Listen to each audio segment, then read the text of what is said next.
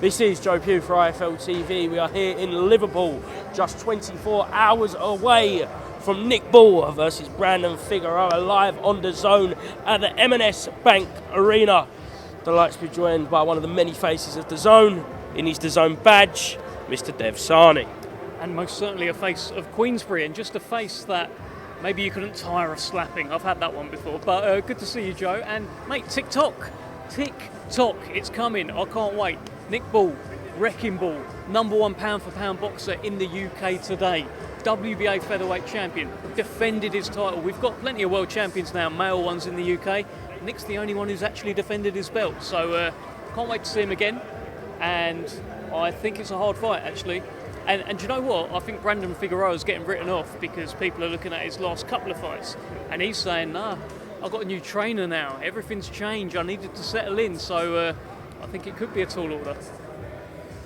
Well said, well said. Tall order indeed. Brandon Figueroa's what, slightly shorter than Ray Vargas? Yeah, and they are both slightly shorter than Espinosa. Espinosa's like a Hamza Shiraz of the featherweight division. The guy's a freak, 6'1". So it's almost like Ball is sort of practicing for eventually Espinosa, or maybe even Tyson Fury. I don't know. I don't know where he's going. Like, they just get taller and taller, don't they? But yeah, look, it's a hard fight. It's a hard fight. I think Figueroa, certainly the hardest defence, and may turn into the hardest fight of Nick Bull's career. I spoke to Brandon Figueroa yesterday, and I said, where do you compare Nick Bull amongst the top echelons of who you fought, your Lewis Neary, your Stephen Fulton, your Mark Massaro? And he said he thinks he's the fourth best fighter. Fourth? Interesting. So who's he gone with above Nick? He put Lewis Neary #1, Mark Massaro #2, and Fulton #3, who incidentally beat him twice at #3. I understand the reasoning. I think Nick Bull is still building his resume, but I mean, a win over Brandon Figueroa certainly adds to it. I think if he'd have got the nod over Ray Vargas, then there'd be even more weight to what he's got. I think Nick Bull's win over Ray Ford is an elite win. So I don't know. All the fighters you mentioned though, Fulton and Lewis Neary in particular, very good. But Lewis Neary hasn't done an awful lot since Brandon Figueroa, got rid of him. He was unbeaten going into that fight, but then you got to let the resume play out a little bit, and he hasn't really looked the same. So Nick Bull's #1 in the world, mate. Don't worry about it. Ask him again tomorrow. We certainly will. Just run down the card before we move on. Andrew Kane in a big step-up fight. You've got Jack Turner, who's going to excite, as always. Brad Strand, late replacement. Steve Clark, amongst a whole host of local talent.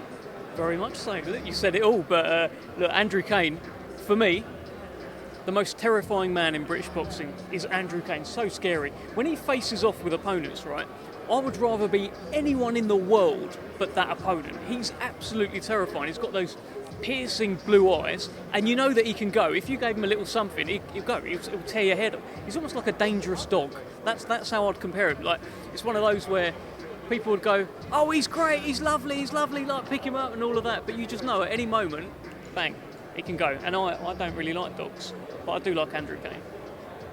Okay. Well, if you take one thing away from this interview, it is that Dev Sahni don't like dogs. Not really. Cats? Not really. I'm not really an animal man. Lizards? No, I've been called that too. But I've got a lizard, so. Any good? Okay. That took a bit of a turn. Go on. Before we go any further, actually, you want to talk about your pool skills last night? That's all right, wasn't I? I was 2-0 playing pool. 2-0 last night. You should ring up Emily Fraser. You might get a spot on the tour in Matchroom. You know what I'll say to that? You want to go now? Let's go. You want to go now? Let's go. You want to swing? We can swing. But look, I like a bit of pool. And we had a couple of games. Did I play you last night? No, you didn't. That's why you're 2-0. You'd have got sunk. You'd have been sent to hell just like the rest of them yesterday. Wilder Chisora, you was there on Wednesday. great fight. Cracker. I believe tickets went on sale at 2 o'clock today, and it's done extremely well from what I'm hearing. Interesting day. Most of the interesting, kind of intriguing that's happened over the road at TalkSport Studios, but nevertheless, can't wait for 4th of April. Yeah, look, Wilder, I interviewed Wilder as well. I've interviewed him a few times, and he gives you his heart. He gives you everything in an interview, in that kind of sit-down scenario. I'm a big fan of the guy in terms of that. Like, as a person, human to human, the interactions I've had with him are great, and he carries a lot with him.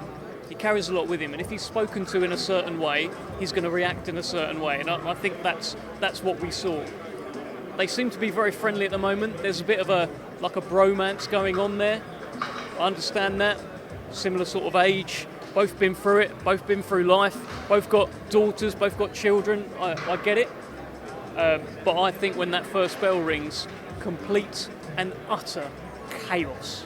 Complete and utter chaos. And the last fight for maybe both, but certainly one if you believe Derek Chisora. How would you have handled it if Deontay Wilder had turned on you the way he did Simon Jordan? I thought Simon handled it okay. I thought he did all right. Would you have shit yourself? Absolutely. So would I, like most people would. But you are talking to a man who has kind of had a situation not quite like that, but I had AJ kind of stick it on me a little bit in a press conference scenario, and you just got to sort of roll with it. I did need a change of underpants, sure, and I'm sure Simon did as well. We've all been there. We've all been there, but I don't think I would have done an awful lot different to what Simon did. I thought he did okay, and in a journalistic kind of way, he probed. He wanted to ask his question, found another way to ask the question, and fair play, Simon Jordan. Fury Makhmudov has been officially announced for the 11th of April, just a week later from that epic heavyweight blockbuster at the O2. Your thoughts on Makhmudov as an opponent? A tough opponent. To be honest, I think it's a tough opponent for Tyson Fury coming back after a year out.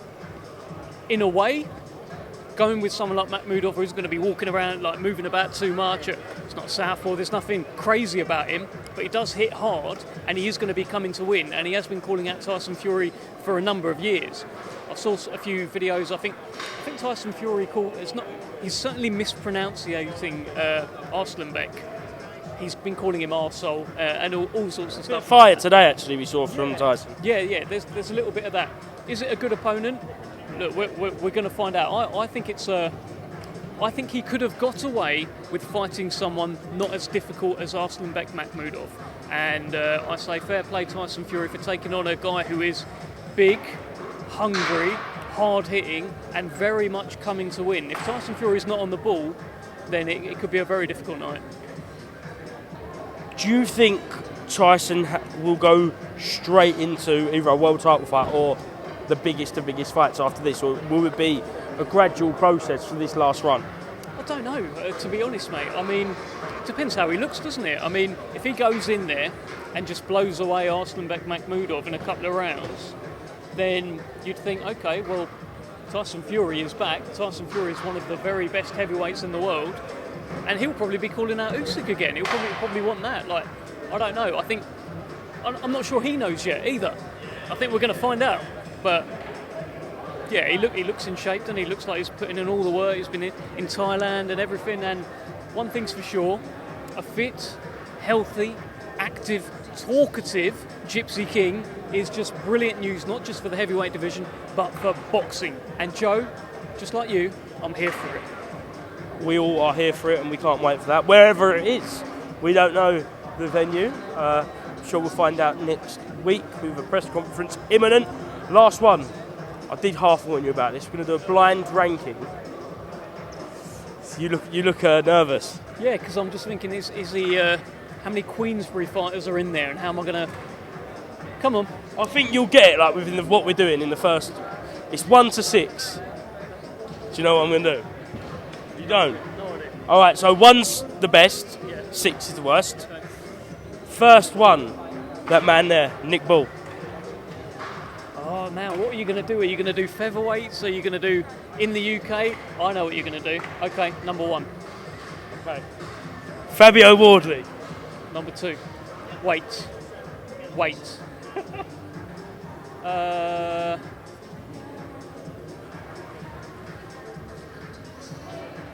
Yeah, number 2. Number 2 for Fabio. Dalton Smith.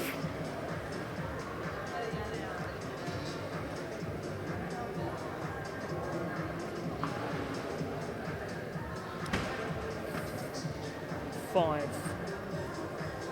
Okay. Josh Kelly. 6. Lewis Crocker. I forgot. Is that the one? Is that the one? Can I swap any? I feel like Crocker should be 6. It's kind of not the point of a blind ranking, but I'll give you it. Yeah. What? How have I messed that up? Yeah. Okay. Let's put Crocker at number 6. Okay. Sorry. Crocker at number 6.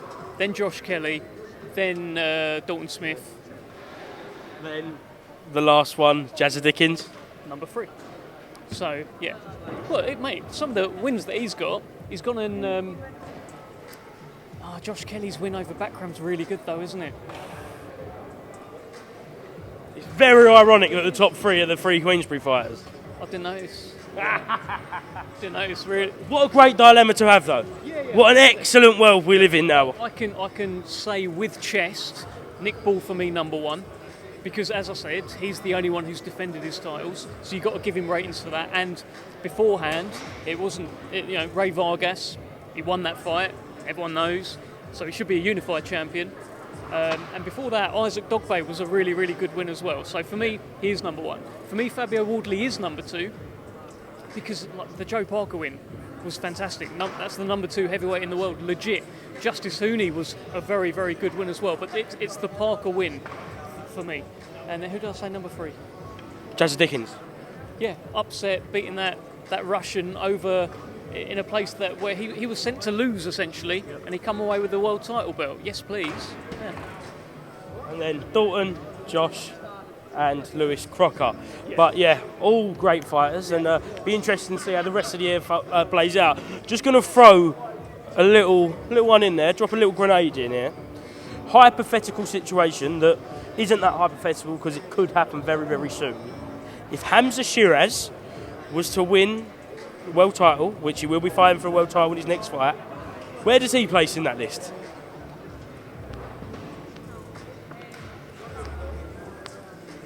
Good question. Unbeaten. He'd be above Crocker. It's who he beats for it.